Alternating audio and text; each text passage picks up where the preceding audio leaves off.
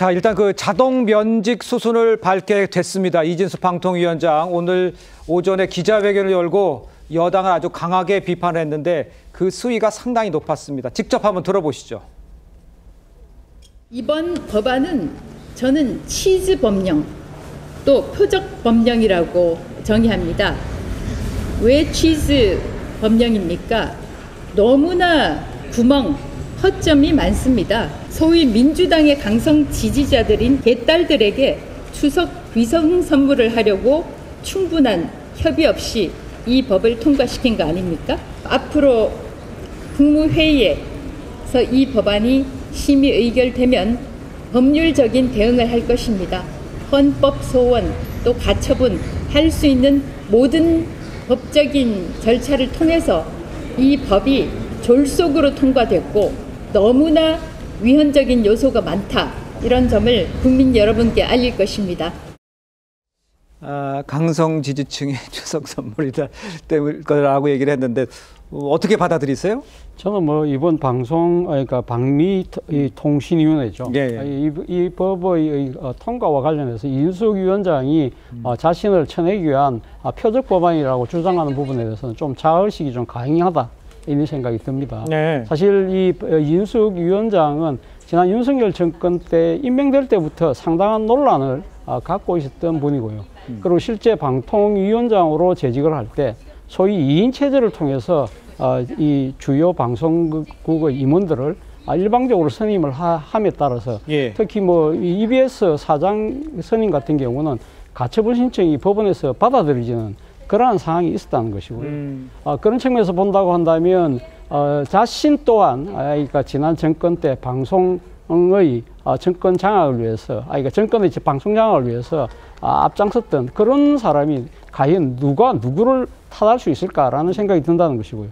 또 하나는 이번 이 그 방통위법이 이렇게 개정될 수밖에 없는 이유 중에 하나는 소위 말하는 이 미디어 환경의 급격한 변화에 따라서 이에 대한 여러 가지 뭐랄까요 규제나 감독 이런 부분들이 좀 필요한 부분이 있다. 예를 들면 이번 같은 경우는 유료 방송 부분에 있어서 이 지금 감독과 규제가 지금 방미통일위로 하나로 앉아 이렇게 집중되는 그런 측면이 있기 때문에 시대적으로 불가피했다는 측면은 분명히 있는 것 같아요. 그래요? 그러나 그럼에도 불구하고 저는 이번 방미통이 지금 개정안뿐만 아니라 방송법을 둘러싼 이 일련의 입법과 관련해서는요. 저는 좀 지켜볼 대목이 있다고 보는 것이 소위 말하는 방송의 정치 후견주의라는 이 고리를 과연 이 새로운 법 체계 하에서도 끊어낼 수 있을까?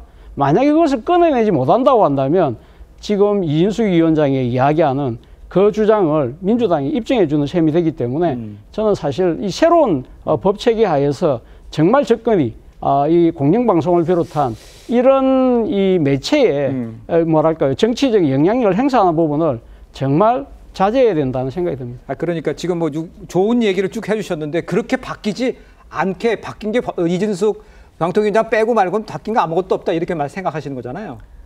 제가 볼 때는 이진숙 위원장을 빼려고 이렇게 지금 그 방미 통신위원장 해가지고서 만들어가지고 한 거 맞아요. 이진숙 그 위원장이 그럼 잘했느냐 이 문제는 변론이죠. 결국 이 사람을 그 면직을 시키려고 그러는데 다른 방법이 없으니까 이런 식으로 새로운 방미통신위원회를 만들어서 이 사람만 지금 제거한다라는 표현은 뭐하지만 그러니까 이 사람이 반발하면서 위헌 소송도 하고 자기 법적으로 이제 그 모든 그 제기할 수 있는 그런 그 사법적인 그 조처를 취하겠다 하는 거 아닙니까? 지금 말씀하신 대로 이진수 위원장이 문제가 있으면은 그 문제에 대한 근거로 면직을 시켰으면 모르겠는데 법을 바꿔서 이 사람을 지금 제거하는 거잖아요. 이런 식의 어떤 그 일련의 행태가 바로 지금 민주당이 선출된 권력이라는 이유로 얼마나 오만한지를 그대로 보여주는 대목 아닙니까? 그래서 이게 문제가 되는 거고요. 다시 그 위헌 소송하고 그다음에 가처분이라든지 하면은 사법적으로 어떤 판단 나올지 민주당이 장담할 수 있습니까? 알겠습니다.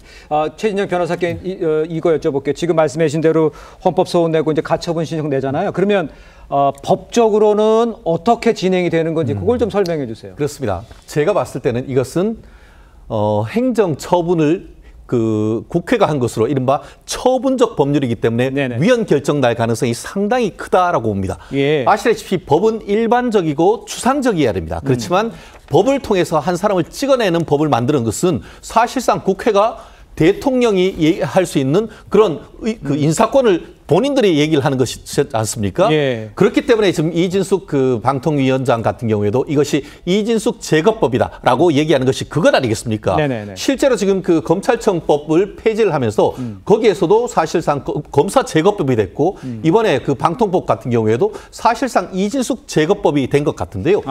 지금 부칙에서 어떻게 돼 있습니까? 방통위의 행위는 그대로 방통미법의 것으로 간주된다라고 하면서 모든 것은 그대로 이어지는데 딱 하나 정무직이라고 할 수 있는 방송통신위원장 것만 딱 뺀다. 이게 바로 처분적 법률이 아니면 무엇입니까? 그렇기 때문에 헌법상의 삼권 분리 원칙에 어긋나고 나아가 그리고 또 한 사람에 대해서 찍어하기 때문에 어떻게 보면 헌법상 평등 원칙에 어긋나기 때문에 네네. 이 부분에 대해서 헌법재판소의 법령 자체에 대한 헌법 소원과 함께 효력 정지 가처분을 한다라고 하면서 효력이 정지가 돼버리면은 사실상 민주당 입장에서는 새로 법은 만들었지만 방통위원장은 효력은 그대로 유지되는 이런 부분이 있기 때문에 결국 지금 현재 같은 경우에 지금 이진숙 위원장 같은 경우에는 10월 초까지도 계속 지금 출근을 한다라고 얘기를 하고 있습니다. 그렇기 때문에 그 과정에서 헌법재판에 아마 내일이면은 바로 효력정지 가처분 신청할 가능성이 상당히 높고 그 가처분은 상당히 빠른 시간 내에 헌법재판소로부터 결정이 나올 것으로 예측합니다. 알겠습니다.